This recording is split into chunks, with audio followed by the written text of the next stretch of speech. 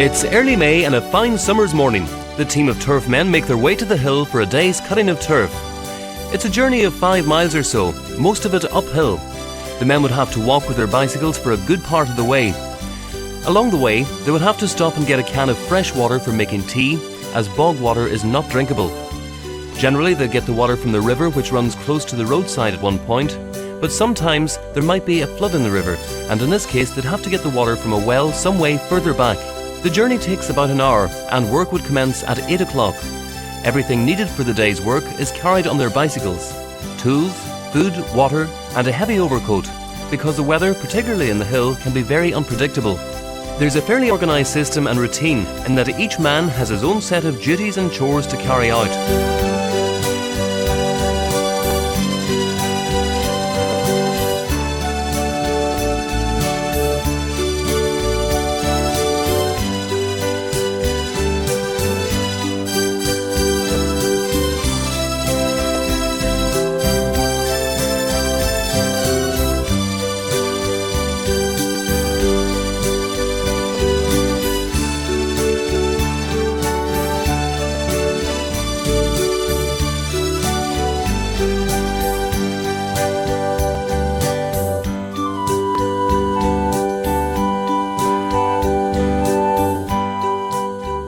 On arrival, each man unties the cargo, that's the tools and of course the grub bag, and they would cover the food to keep the crows and any other predators from ravaging it.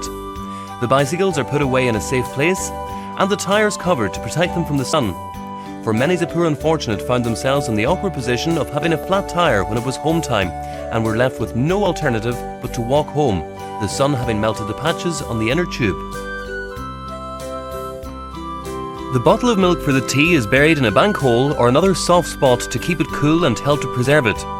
When all the routine chores on arrival are completed, the men make their way to the turf bank to be cut.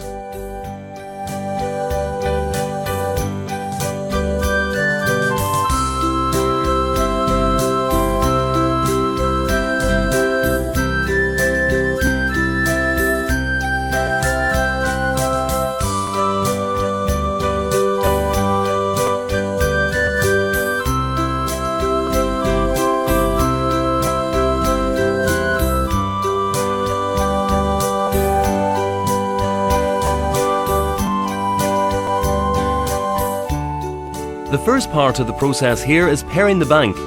This is done by ritting, which is cutting vertically with an ordinary broad spade along the entire length of the bank to be cut. It is then flaftered, which is cutting horizontally again with the broad spade, so that the paring sod lifts cleanly off the top of the bank.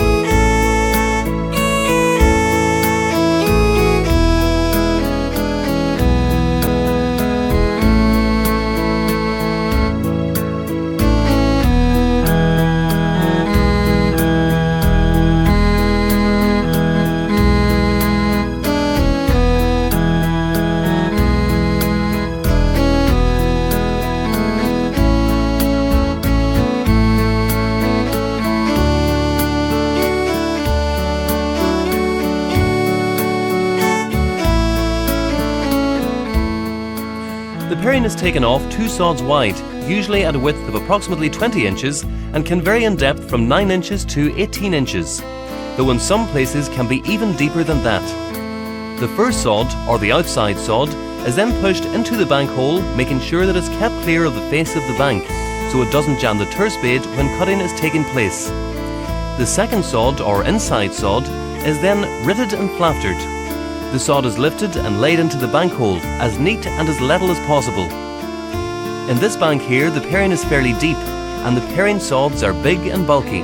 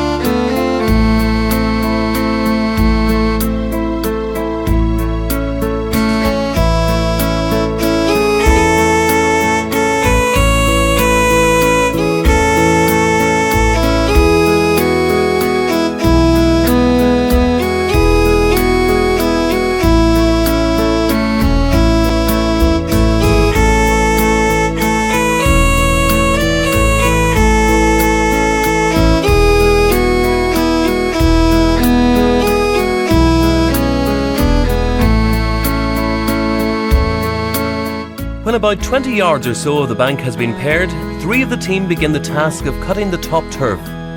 This process involves 3 men, a cutter or dabber, a holer and a forker, or depending on tradition or locality, a capper.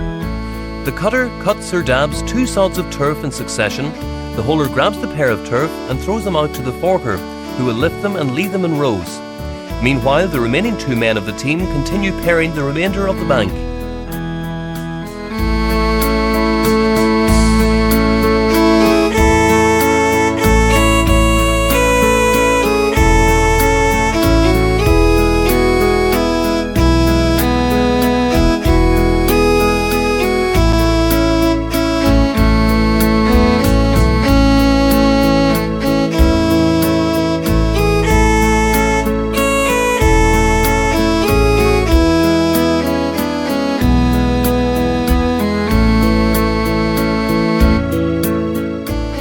At about 10:30 or so, one of the men would take on the job of lighting a fire for boiling water to make the tea.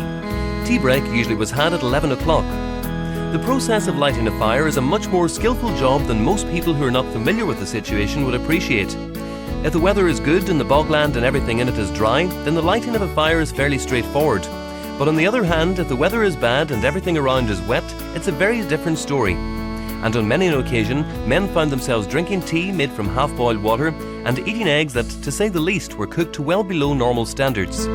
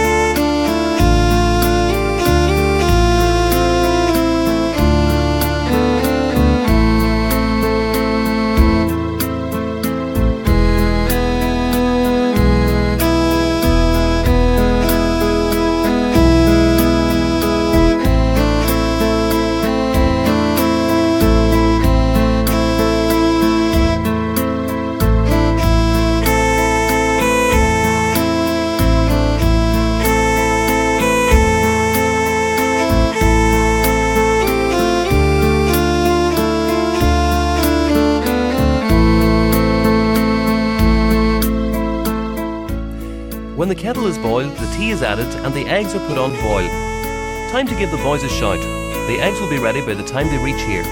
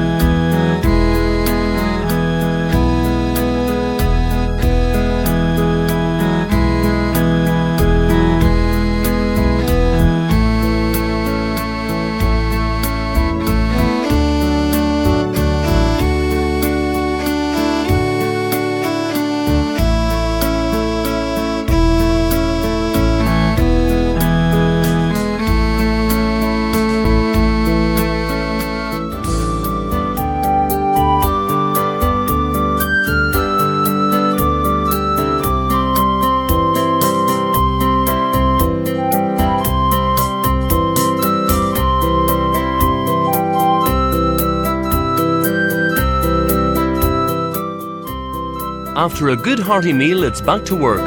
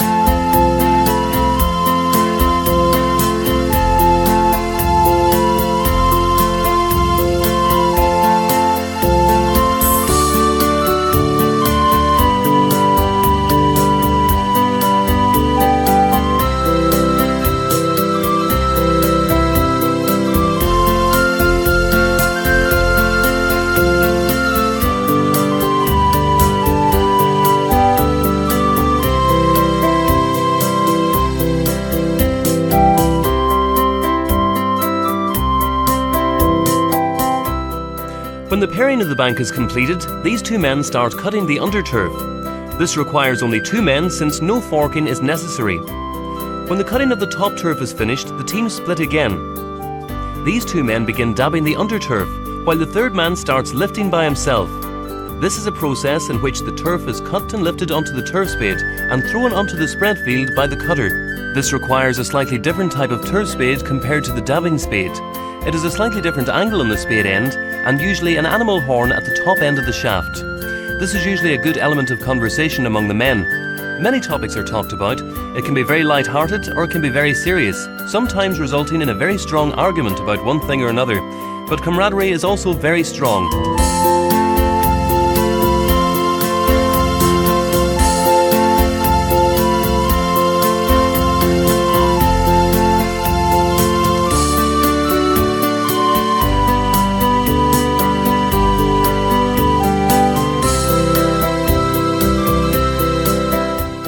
The cutting of turf by hand labour was a slow and laborious, back-breaking job and required a combination of physical and mental endurance. Good weather also played a very significant part.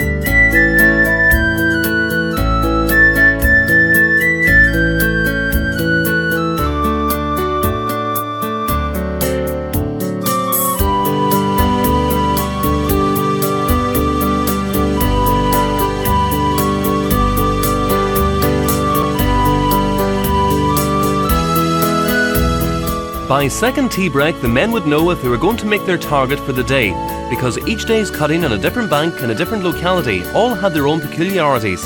Some were harder to cut than others, some had a very tough paring, or maybe a lot of long heather or some other kind of drawback which could make the work that bit more difficult. But then there was always the odd easy one.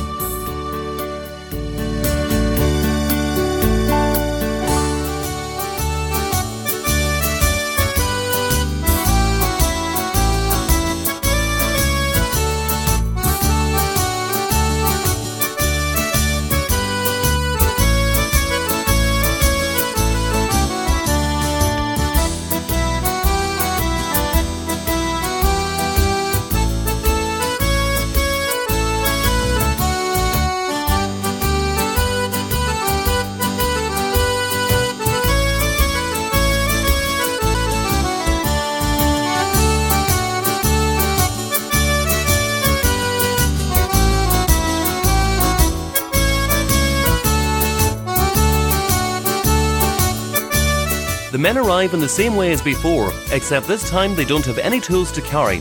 But again, much the same procedure has to be gone through, securing the bicycles and the grub bag and so on.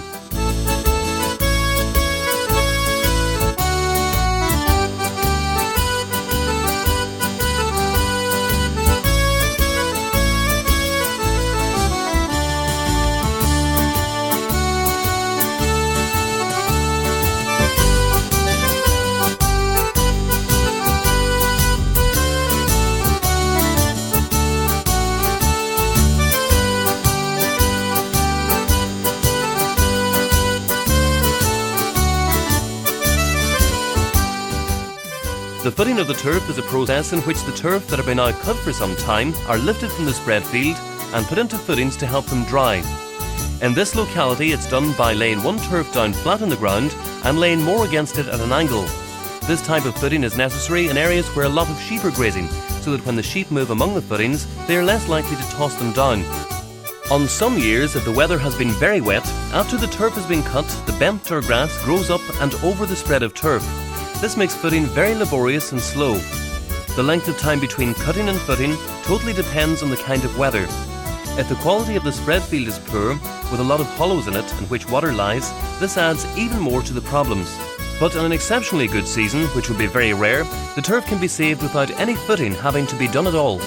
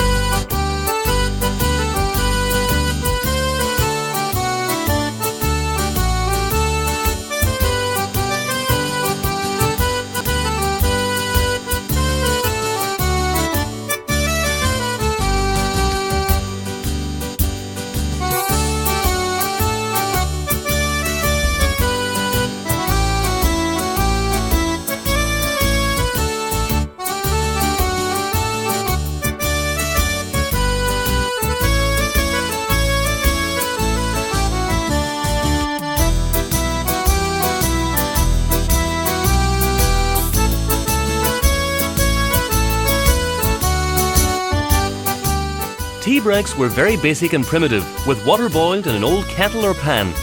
The tea itself had a very burnt, smoky taste, with a strong flavour of peat moss that once tasted was never forgotten.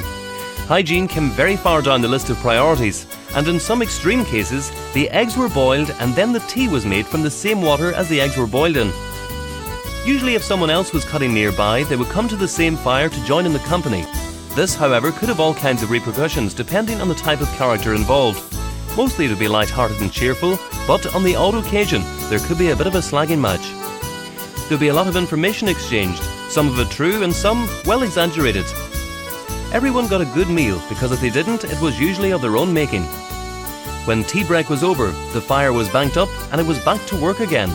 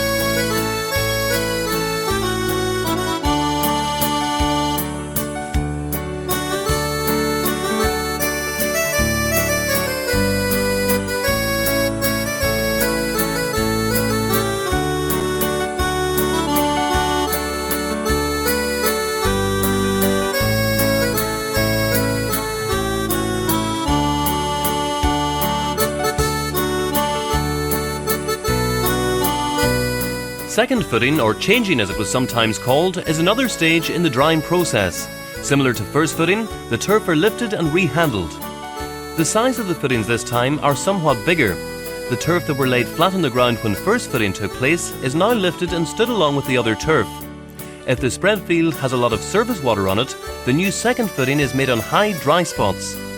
Second footing is not as tedious or as back-breaking as first footing, as the turf are by now a lot drier and lighter and a good bit easier to handle. And again, in good season, weather-wise, second footing can be skipped altogether.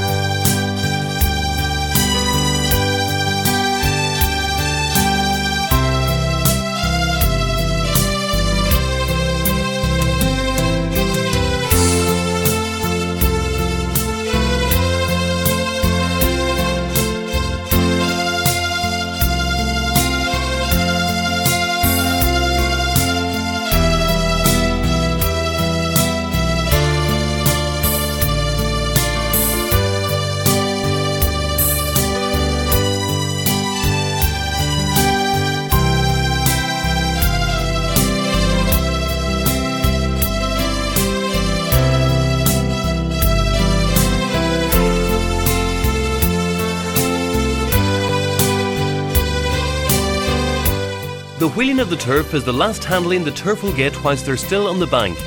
This is a procedure where the turf are taken off the bank and transported to the roadside, where they can be collected by a lorry or tractor and trailer. They'll be taken home and used for fuel on the long winter days and nights. This is done using wheelbarrows to wheel the turf to the roadside, which in some cases can be quite some distance away. In some places, the path in which the barrows have to be pulled can be uphill, which makes the job that much harder, and on occasions it can be downhill, which is always very welcome by the wheeler. If the ground is wet and boggy, this is also a bit of an obstacle, and it's much easier to pull a loaded barrow over hard, dry terrain.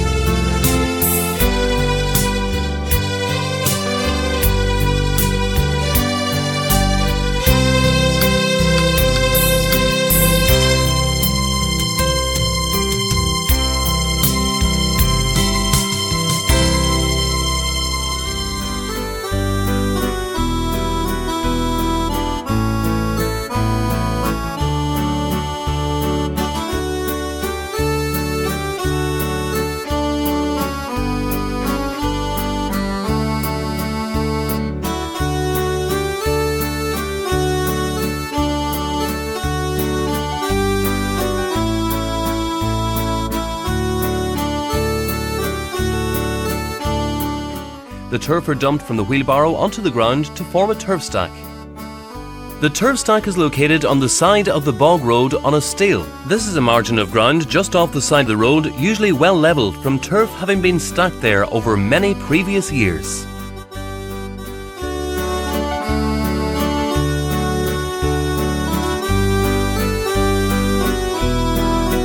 The type of wheelbarrow used for this purpose is made from wood and is generally known as a rail barrow. It's specially designed for working with turf. The bottom and sides are made with laths or rails with spaces between them and are light in weight when empty.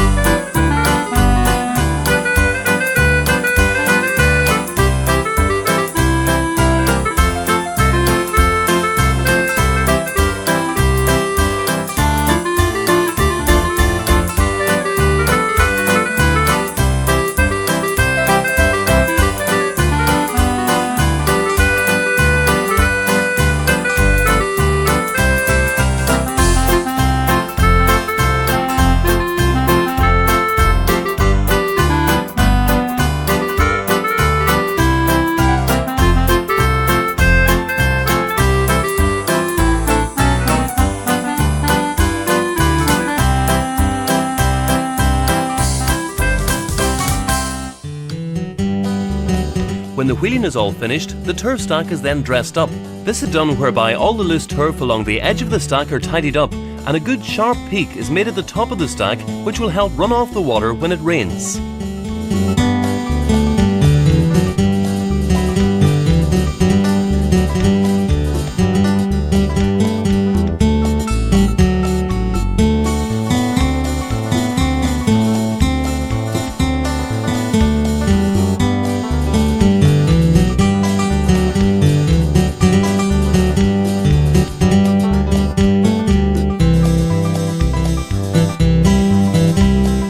When all this is completed, any barrows that are not being taken home are either left behind the turf stack for someone else to collect or hidden among the heather or rushes.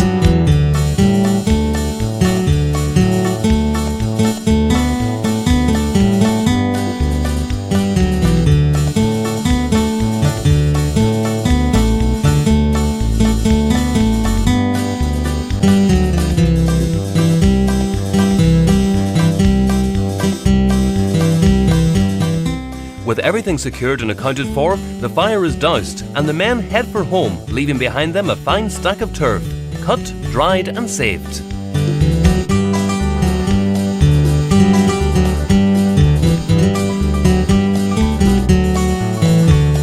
We hope that this DVD has brought back memories to those of you who are old enough to have experienced the process once endured to heat our homes. And for those of you who aren't, that you'll bear in mind the next time you press a switch for instant heat, that life was not always this simple.